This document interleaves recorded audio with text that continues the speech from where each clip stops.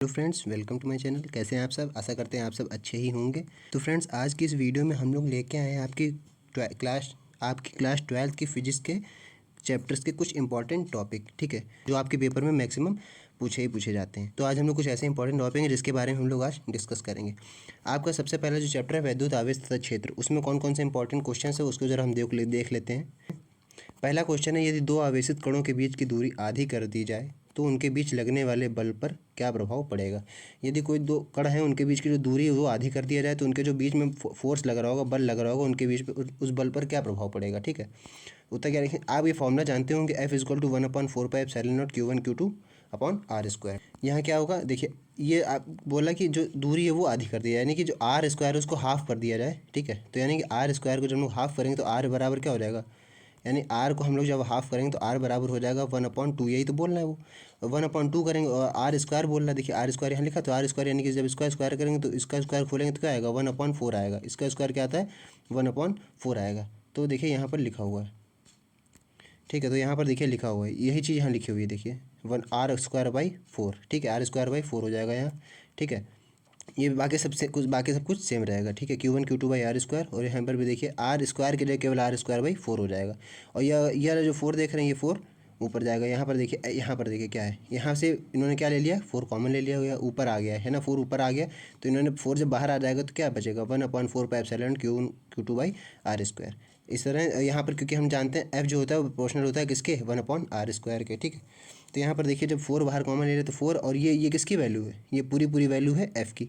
तो हम लिख सकते हैं F जो नया हमारा F बनेगा वो बनेगा F' जो नया फोर्स बनेगा वो बनेगा F'=4F।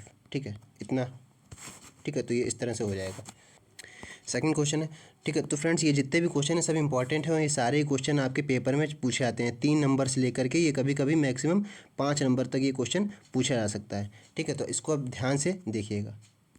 तो ये दूसरा क्वेश्चन है, वैद्युत फ्लक्स की परिभाषा तथा मात्रक लिखिए। वैद्युत फ्लक्स क्या होता है उसकी परिभाषा लिखनी है और हमें मात्रक लिखना है। ठीक है, तो लिखिए, वैद्युत क्षेत्र में स्थित किसी क्षेत्रफल से अभिलंबवत गुजरने वाली वैद्युत बल रेखाओं को वैद्युत फ्लक्स कहते हैं। बस इतना आपको लिख देना। और क्या लिखना, मात्रक आप जब भी लिख पाएंगे इसका जब आपको ये वाला फॉर्मूला याद होगा। फार्मूला क्या है, φE=EA। फाई यानी कि वैद्युत फ्लक्स है, और ये क्या, ई और ए। ठीक है, तो मात्रक कैसे बनाएंगे, ई जो होता है वो इलेक्ट्रिक फील्ड एरिया है, यानी कि हम मात्रक आप लिख सकते हैं Nm²/कूलाम, या वोल्ट मीटर भी इसको लिख सकते हैं। ठीक है, तो ये इसका मात्रक हो गया।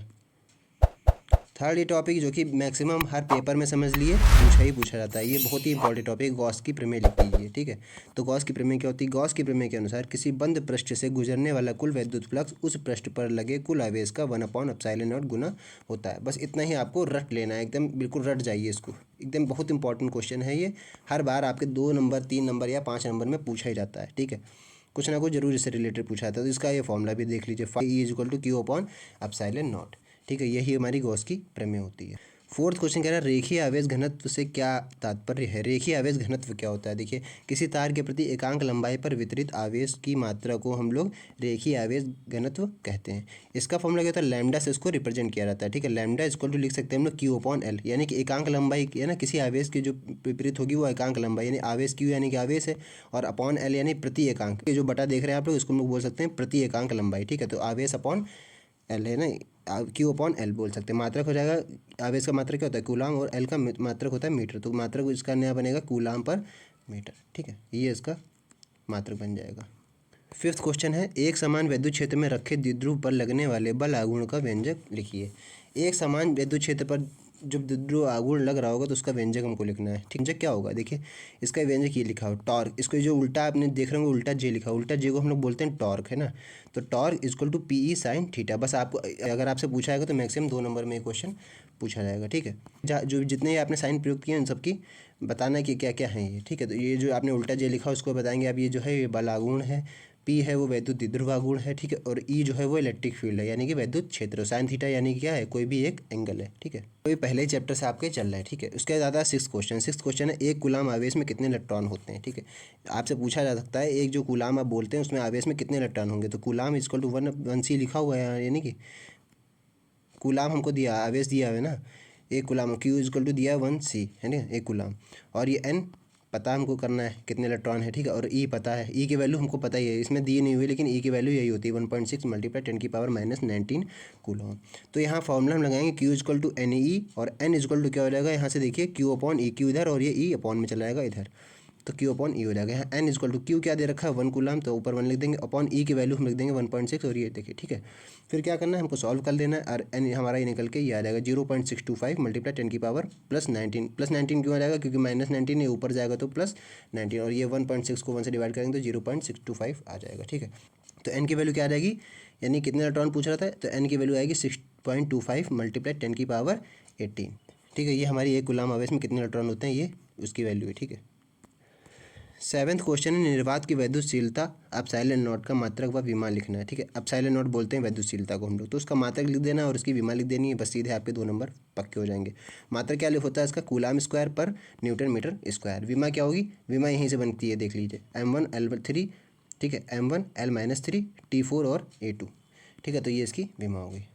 इतना था आपके चैप्टर फर्स्ट में। अब आते हैं हम लोग चैप्टर सेकंड में, स्थिर वैद्युत विभव तथा धारिता। ये आपका चैप्टर 2 है एनसीईआरटी फिजिक्स में, ठीक है। क्वेश्चन में रेट करा समांतर प्लेट संधारित्र की धारिता के लिए सूत्र लिखिए, बस इतना ही आपसे पूछा जाएगा। हो सकता है मैक्सिमम 2 नंबर या 1 नंबर में भी क्वेश्चन ही पूछा जा सकता है, ठीक है। तो यहाँ पर समांतर प्लेट की संधारित्र के लिए धारिता का सूत्र लिखना है, ठीक है। संधारित्र की धारिता का सूत्र है समांतर प्लेट के लिए क्या, C is equal to K.A epsilon naught upon D, ठीक है। बस इतना आपको लिख दें। K यहाँ पर क्या है, K आपसे पूछा तो क्या लिखेंगे, K इजक्वल टू परावैद्युतांक, ठीक है। अब आता है क्वेश्चन नंबर 9, किसी समांतर प्लेट संधारित्र में परावैद्युतांक पदार्थ भर देने पर धारिता पर क्या प्रभाव पड़ता है, ठीक है। धारिता पर क्या प्रभाव पड़ता है, देखिए आप जानते हैं कि धारिता जो किसके प्रोपोर्शनल होती है, परावैद्युत पदार्थ के, तो C प्रोपोर्शनल टू K, ठीक है। तो हमें जो धारिता होगी क्या असर पड़ेगा, देखिए C is equal to K A epsilon naught upon D, ये तो फॉर्मूला होता है, ऊपर अभी पढ़ा था। तो धारिता क्या होगी, धारिता बढ़ जाती है, क्योंकि प्रोपोर्शनल है ना, धारिता जो है वो परावैद्युत पदार्थ के प्रोपोर्शनल है, इसलिए धारिता बढ़ जाती है। क्वेश्चन नंबर 10 कह रहा है आवेशित समांतर प्लेट संधारित्र की प्लेटों के बीच विद्युत क्षेत्र में ऊर्जा घनत्व का सूत्र लिखना है, ठीक है, ठीक है। तो उसका सूत्र क्या हो जाएगा, UE is equal to half epsilon naught E square जाएगा सूत्र उसके लिए, तो ये उसका सूत्र हो जाएगा, ठीक है। इंपॉर्टेंट क्वेश्चन है क्वेश्चन नंबर 11, परावैद्युत पदार्थ क्या होता है। परावैद्युत पदार्थ देखिए क्या होता है, जो भरा रहता है समांतर प्लेट संधारित्र के बीच में, वो होता क्या है, देखिए उत्तर ऐसे पदार्थ जो अपने में से विद्युत धारा को प्रवाहित नहीं होने देते हैं लेकिन विद्युत प्रभाव दर्शाते हैं, उन्हें परावैद्युत पदार्थ कहते हैं। जैसे कांच, मोम, कागज, तेल आदि, ठीक है, उन्हें हम लोग परावैद्युत पदार्थ कहते हैं। इतना आपको लिख देना है। चैप्टर 2 में इतना था। अब आता है चैप्टर 3 विद्युत धारा, ठीक है। ये सब इंपॉर्टेंट ही टॉपिक हैं, जो भी आप क्वेश्चन देख रहे हैं सब आपके क्वेश्चन पेपर में आए हुए सारे क्वेश्चन हुए हैं, ठीक है।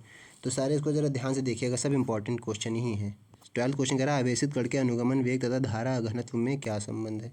आवेशित कण के अनुगमन वेग और धारा घनत्व में क्या संबंध है, तो आपको लिख देना ये J इजक्वल टू NE/VD, ये है अनुगमन वेग। तो कैसे है इसका, देखिए J इजक्वल टू होगा I/A, इसके लिए हम लिख देंगे I/A, तो यहाँ नया जो फॉर्मूला बनेगा वो क्या बनेगा, J इजक्वल टू NE/VD/A, ये हो जाएगा। देखिए NE/VD/A, ये ए कहाँ से आया, ये बताइए, ए आया ये J इजक्वल टू I/A होता है ना, होता है। वैल्यू हमने यहाँ रख दी ऊपर NE/VD, ठीक है। यहाँ देखिए I इजक्वल टू की तो यहाँ वेग और धारा घनत्व, तो धारा घनत्व की फॉर्मूला ये लिखा हुआ है, देखिए I इजक्वल टू NE/VD, और यहाँ पर होता क्या, J इजक्वल टू I/A, तो I की वैल्यू ये रखी थी, I की वैल्यू मैंने उठा के पूरी रख दी, और अपॉन A तो रहता है, A से A कैंसिल हो जाएगा, तो नया जो बन के फॉर्मूला आएगा J इजक्वल टू NE/VD, यहाँ पर I लिखा हुआ है, ठीक है, ये J है। 13 क्वेश्चन है, धातु के किसी तार की लंबाई खींचकर 2 गुनी कर दी जाए तो तार का नया प्रतिरोध कितना हो जाएगा। जब कोई किसी तार की लंबाई उसको खींच के दुगना कर दिया जाए तो जो नया प्रतिरोध होगा क्या होगा, तो आंसर आपको लिख देना, नया प्रतिरोध 4 गुना हो जाएगा। कैसे हो जाएगा, देखिए नया प्रतिरोध इक्वल टू N² मल्टीप्लाई पुराना प्रतिरोध, जो पुराना प्रतिरोध होगा उसका N² टाइम्स बढ़ जाएगा, यानी एज इक्वल टू क्या हो जाएगी, लंबाई है, जो लंबाई N इक्वल टू लंबाई से दर्शाया गया, तो जो भी लंबाई वो उसको अगर हम दुगना कर देंगे तो नया प्रतिरोध 4 गुना हो जाएगा, ठीक है। क्वेश्चन नंबर 14, गतिशीलता किसे कहते हैं। देखिए गतिशीलता क्या होती है, किसी चालक के अनुगमन वेग तथा विद्युत क्षेत्र के अनुपात को ही हम लोग गतिशीलता कहते हैं। गतिशीलता हम लोग दिखाते हैं म्यू से, म्यू इक्वल टू VD/E, इसी को हम लोग गतिशीलता कहते हैं, ठीक है। चैप्टर 4 गतिमान आवेश तथा चुंबकत्व, इसका इंपॉर्टेंट क्वेश्चन क्या है इसके बारे में हम लोग देख लेते हैं। क्वेश्चन नंबर 15, एक समान चुंबकीय क्षेत्र में गति करते हुए आवेशित कण लगने वाले बल का सूत्र लिखिए, ठीक है। तो जो एक समान चुंबकीय क्षेत्र में जो गति कर रहा होगा, ठीक है, आवेश, उस पर लगने वाले बल का सूत्र क्या होगा, F equal to QBB sin theta. Q क्या होगा, कण का आवेश, B क्या है चुंबकीय क्षेत्र, और ये V क्या है कण का वेग, ये है Q, आवेश है, और ये वाला वी क्या है, वी फॉर ये वैन वाला जो लिखा है ये कण का वेग, और ये जो बी आप देख रहे हैं ये चुंबकीय क्षेत्र, और साइन थीटा आप जानते हैं कोई ना कोई एंगल रहेगा, ठीक है। क्वेश्चन 16 कह रहा है दो समांतर धारावाही चालकों के बीच लगने वाले बल का सूत्र लिखना है। दो समांतर धारावाही चालकों के बीच में कौन सा बल लग रहा है, देखिए F/L equal to mu naught by 2 pi bracket में I1 I2 बाई आर, या इसको हम ऐसे लिख सकते हैं, या F equal to mu naught by 2 pi, ठीक है, और I1 I2 बाई आर और डॉट मल्टीप्लाई L, ठीक है। मैक्सिमम अगर आप यही लेके आएंगे तो ये ज़्यादा सही रहेगा, ठीक है। ठीक है, चैप्टर 5 है चुंबकत्व एवं द्रव्य, ठीक है। तो ये इसमें क्या इंपॉर्टेंट है देख लेते हैं। क्वेश्चन नंबर 17, चुंबकीय याम्योत्तर की परिभाषा दीजिए। बहुत बार क्वेश्चन ये पूछा गया चुंबकीय याम्योत्तर क्या होता है, ठीक है। तो इसका आप कैसे लिखेंगे, किसी स्थान पर अपने गुरुत्व केंद्र से स्वतंत्रता पूर्वक लटकाए गए चुंबक के चुंबकीय अक्ष से गुजरने वाले ऊर्ध्वाधर तल को चुंबकीय याम्योत्तर कहते हैं। इसको आप अच्छी तरीके से रट लीजिए, इसका चाहें तो आप स्क्रीनशॉट भी लेके रख सकते हैं, बहुत इंपॉर्टेंट क्वेश्चन है ये, ठीक है। चैप्टर 18, किसी चल कुंडली धारामापी का एमीटर और वोल्ट मीटर में रूपांतरण कैसे किया जाता है। चल कुंडली धारामापी का कैसे मतलब कैसे हम लोग रूपांतरण करेंगे, कैसे ट्रांसफॉर्मेशन करेंगे, तो कैसे करेंगे, धारामापी को श्रेणी क्रम में जोड़ दिया जाता है, बस इतना आप लिख दें। इसको आप थोड़ा बढ़ा के भी ऐसे भी लिख सकते हैं ताकि थोड़ा सही लगे। अगर 2 नंबर में क्वेश्चन पूछा है तो इसको आप थोड़ा ऐसे लिख दीजिएगा, किसी चल कुंडली धारामापी का एमीटर और वोल्ट मीटर में रूपांतरण धारामापी को श्रेणी क्रम में जोड़कर दिया जाता है, इतना आप ऐसे लिख सकते हैं, ठीक है। फिर आता है चैप्टर 6 वैद्युत चुंबकीय प्रेरण, ठीक है। तो इसमें कौन से इंपॉर्टेंट क्वेश्चन है, क्वेश्चन नंबर 19, चुंबकीय फ्लक्स का मात्रक एवं विमा लिखना है। सबसे पहले देखिए सबसे मोस्ट इंपॉर्टेंट लिखा हुआ है, देखिए सबसे मोस्ट इंपॉर्टेंट क्वेश्चन है चुंबकीय फ्लक्स का मात्रक या विमा पूछा जाएगा आपसे। मात्रक क्या है, न्यूटन मीटर अपॉन एम्पियर, या इसको बेबर लिख दीजिए, शॉर्ट फॉर्म में आप सीधे बेबर लिख दीजिए, और बेबर को ही हम लोग ये बोलते हैं न्यूटन मीटर अपॉन एम्पियर, या इसको बेबर लिख दीजिए, ठीक है। विमा क्या है, विमा है ml2 T2 और A-1, ठीक है। इसको स्वप्रेरण भी बोलते हैं और अन्योन्यप्रेरण भी बोलते हैं, दोनों में ये फॉर्मूला, दोनों में विमा इनकी सेम रहती है, ठीक है, स्वप्रेरण गुणांक और अन्योन्यप्रेरण गुणांक, ठीक है। चैप्टर 7 प्रत्यावर्ती धारा, ठीक है, अल्टरनेट करंट जिसको हम लोग बोलते हैं, ठीक है।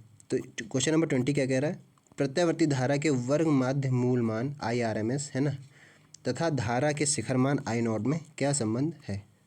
तो उत्तर इसका क्या है, IRMS इक्वल टू, ये मतलब संबंध बताना यानी कौन सा रिलेशन है, तो यहाँ रिलेशन ये देता है, देखिए बॉक्स में लिखा हुआ IRMS इक्वल टू जो होता है I0/√2 के बराबर होता है, ठीक है। तो I0 को हम लोग क्या लिखते हैं, शिखर मान, जो कि धारा का होता है, ठीक है।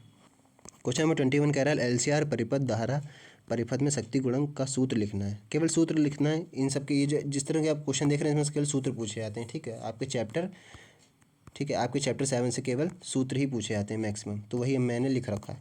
तो ये जो क्वेश्चन नंबर 21 है इसमें क्या बोल रहा है, LCR धारा परिपथ में शक्ति गुणक का सूत्र लिखना है। शक्ति गुणक का सूत्र क्या होगा, cos फाई को हम लोग बोलते हैं शक्ति गुणक, ठीक है, पावर फैक्टर। तो cos फाई इक्वल टू क्या है, R/√R² plus XL minus XC का होल स्क्वायर, ठीक है।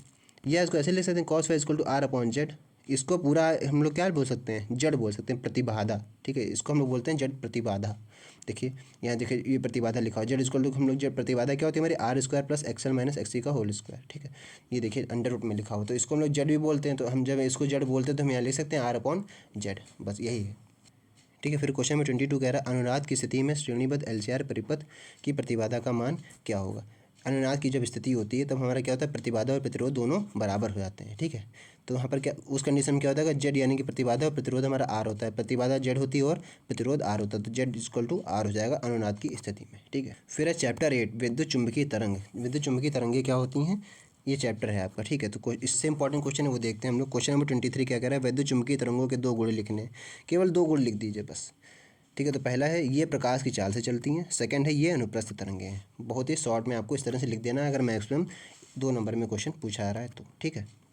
क्वेश्चन नंबर 24 कह रहा है 1 एंगस्ट्रॉम, ये 1 और ये ए के ऊपर जो डिग्री देख रहे हैं इसको बोलते हैं एंगस्ट्रॉम। तो 1 एंगस्ट्रॉम तरंग दैर्ध्य वाली एक्स किरण की आवृत्ति कितनी होगी, तो लैम्डा इक्वल टू क्या हो जाएगा 1 एंगस्ट्रॉम, ठीक है। व्यू है, ये वी और ये यहाँ से हम लोग एंगस्ट्रॉम को क्या लिख सकते हैं 10⁻⁻10 मीटर में चेंज कर दिया। म्यू इक्वल टू क्या रहेगा C/λ, तो व्यू इक्वल टू रहेगा 3 × 10⁸ अपॉन 10⁻⁻10। तो व्यू यहाँ से वैल्यू जो निकल गया ये 10⁻⁻10 है, ये ऊपर जाएगी तो इसमें ऐड हो जाएगी तो प्लस का 8 हो जाएगा, और ये ऊपर जाएगा तो ये प्लस का 10 हो जाएगा, तो हो जाएगा म्यू इक्वल टू 3 × 10⁻18 हर्ट्ज, ठीक। फिर क्वेश्चन नंबर 25 रेडियो तरंगों, एक्स किरणों, गामा किरणों एवं सूक्ष्म तरंगों को उनके तरंग दैर्ध्य के घटते क्रम में लिखना है। याद देखिए घटते क्रम में लिखना है, तो सबसे पहले यानी कि क्या हमको सबसे पहले हमको सबसे बड़ी चाहिए, फिर उसे छोटी, फिर उससे छोटी, फिर उससे छोटी, घटते क्रम में हमको लिखना है। तो सबसे बड़ी कौन सी होगी, सूक्ष्म तरंग, फिर होगी एक्स किरण, फिर होती है गामा किरण और फिर होती है रेडियो तरंग, ठीक है। तो फ्रेंड्स ये आपके 25 क्वेश्चन थे इंपॉर्टेंट, जो आपके फिजिक्स के पेपर में मोस्टली पूछे गए हैं। 4-5 साल से लगातार पेपर में आपके आ रहे हैं, ठीक है।